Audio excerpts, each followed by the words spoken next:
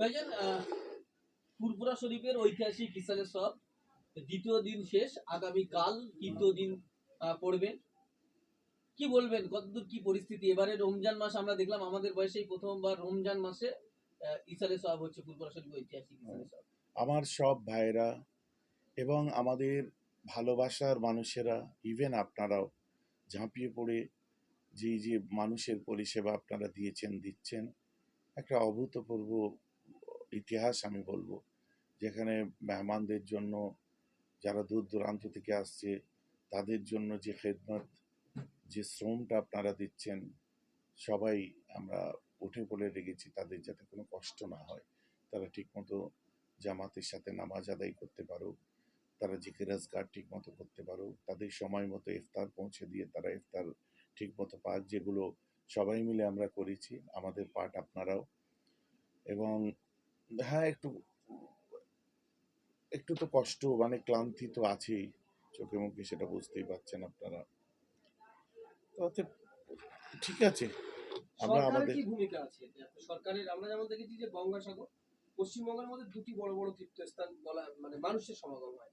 এক হচ্ছে গঙ্গাসাগর, দ্বিতীয় ফুরফুরা শরীফের ফুরফুরা শরীফ, যেখানে রাজ্যের এবং রাজ্যের বাইরের এমনকি বিদেশের মানুষও এখানে প্রচুর আসে, কয়েক লক্ষ মানুষ এখানে আসে। সরকারিভাবে আপনারা যেমন গঙ্গাসাগরে কয়েক কোটি টাকা সেখানে সরকারিভাবে সেখানে কয়েক হাজার কোটি টাকা সেখানে ব্যয় করা হয়, কিন্তু এখানে সরকারের ভূমিকা কি এবং কত টাকা দিয়ে আপনাদের বাজেট বা কিভাবে সহযোগিতা করেছে? দেখুন, আপনারা বলছেন ঠিকই, গঙ্গাসাগরের রিকোয়ারমেন্ট আছে, তাদের রিকোয়ারমেন্ট অনুযায়ী যা যা জিনিস প্রয়োজন সেখানে সেটা হয়েছে, হোক, হবেই। আমি একটার সঙ্গে আর একটা মিলাতে চাই না, শুধু গঙ্গাসাগর কেন, আমাদের এখানে পাশেই বাবা তারকনাথের মন্দির আছে, তারকেশ্বর, সেখানেও পরিষেবা পাচ্ছে মানুষ, গভর্নমেন্ট কাজ করছে, গঙ্গাসাগরে করছে। তো একটার সঙ্গে আমি আর একটা মিলাতে চাই না। প্রথম কথা হচ্ছে, কয়েক বছর হলো গভর্নমেন্ট আমাদের ফুরফুরা শরীফের জন্য কিছু করছে, গুড, নো প্রবলেম। যতটুকু করছেন সবটা তো ফুলফিল হচ্ছে না, হওয়া সম্ভব নয়, যতটা করছেন ততটার জন্য আমরা ধন্যবাদ দিই। তবে একটা জিনিস, ওখানে এখানে এই যে কথার মধ্যে এই তুলনা করার যে জায়গা, এর মধ্যে থেকে আমি একটা খুব বাজে গন্ধ পাই, বুঝতে পেরেছেন? সব তীর্থস্থানই পবিত্র স্থান, সব জায়গাকেই আমি শ্রদ্ধা করি, ওখানে এটা হচ্ছে এখানে কেন নয়, এই যে ছোট মানসিকতা নিয়ে আমি কোনো কথা বলতে চাই না। যেহেতু আমি কোনো পলিটিশিয়ান নয়, আমি রাজনীতি করি না, আমি একজন সুফিবাদী বিশ্বাস করি। অতএব সব জায়গায় যেখানে যতটুকু মালিকের ইচ্ছায় গভর্নমেন্টকে দিয়ে করাচ্ছে, সেখানে ততটাই করছে।